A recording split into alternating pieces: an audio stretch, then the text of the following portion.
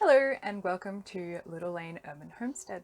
My name is Madeline and today we are taking a little look at my greenhouse.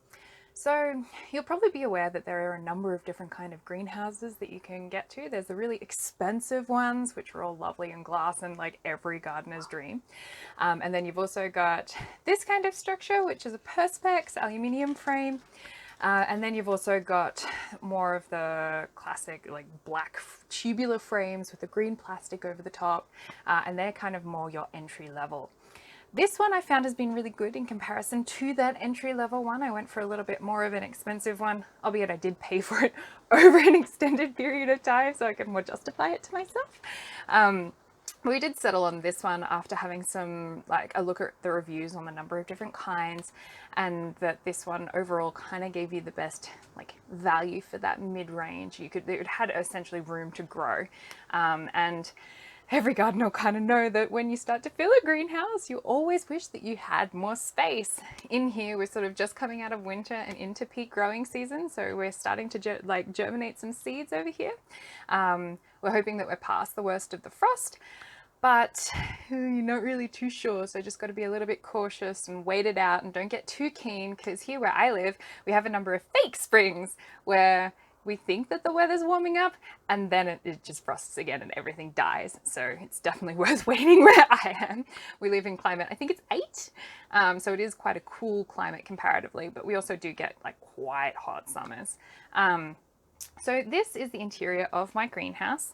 You can see that over this side, I'm setting this section up for potting. And I will bring you over and have a little bit of a better look of that in a second. I've got a number of these wire baskets which work really well. They're stainless steel, and these stainless steel baskets just hook on to the side. I got them from IKEA and they're stainless steel, so they should be fairly durable over time, and it really just helps to maximize that storage space. And then I've also got, my other gardening bits and pieces that I don't really need to get to all of the time just underneath there. Over in these tubs here, I have my potting things. So I've got my vermiculite, my perlite, and I've also got probably something else down the bottom there. I found that when the containers have those clip top lids, I'm much less likely to actually get into them, because any little obstacle that gets in the way of doing something for me really stops me from doing it. So this, super easy. Flip, use, flip, close, everyone's happy. Over this side, you can see that I've got some lovely broccolis germinating over here, and those are growing in some repurposed formula tins. So my baby is on an amino acid formula, so he's got really tiny formula tins. And we've also asked in a local parents group if people had some tins that they could potentially repurpose. And it's been really good to not have to buy so many pots. And they also last so much longer than your standard plastic pot that you'd buy from your hardware store. The added benefits of his little tins are that they fit perfectly in these little wire baskets, which is just awesome. And these ones, I'm growing little individual turnips, and some of them are coming on and some of them are taking their sweet ass time about, getting into turnip life as a grown little root vegetable. But we'll give them the benefit of the doubt and give them some time. I really like this structure. I really thought that it was important to set it up well to begin with, because I didn't want for it to end up getting into peak growing season and for everything to be super duper hard. So I guess my tips would be to maximize your hanging space if you have it. So this greenhouse, I don't really have the ability to hang too much. I've got these little spaces here at the back where you can see I've got some little S hooks, and I've hung my little tools, some gloves. A thermometer is behind the broccoli, and then at the front here I've got some solar lights in jars, and this is good because when you come out to gather your spinach in the middle of the night, it's really difficult to see because there's very little lighting around in this little close where I live. So I'm going to take you over here in a minute and I will give you a little bit of a pan shot. So over here we have the spinach, and this is in just a little planter that I bought.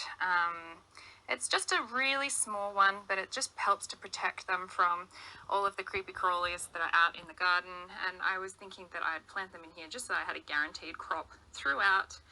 winter to be able to supplement, because when we buy our frozen spinach from the grocery store, it happens to come from France, and that's like on the other side of the world for us. Here we have our little flippy dippy lips.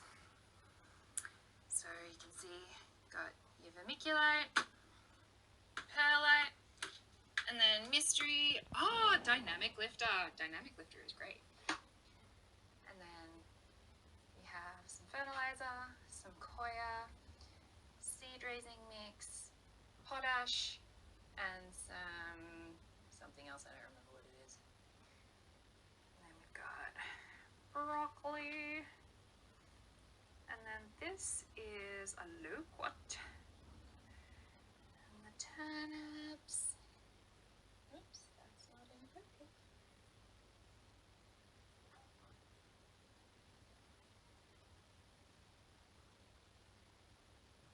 There's some cat grass going for my cat. Some cabbages. And then some little baby seeds that are growing up there.